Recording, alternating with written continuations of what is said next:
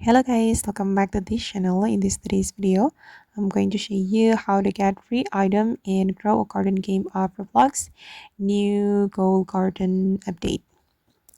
Okay, let's get into it guys. In this update, you will get free item, and if you want to get the free item or claim the free item, you can go to the shop and then you're going to scroll down and you can see the Halloween Forever pack and then you just claim it.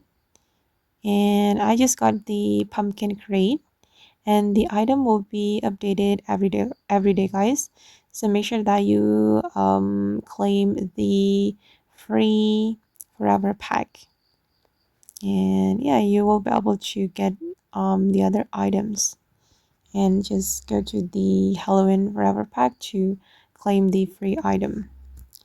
Okay guys, and that's how we can get free item in Global Garden game of Roblox new Gold Garden update. I hope this video will be useful for you. Thank you so much for watching.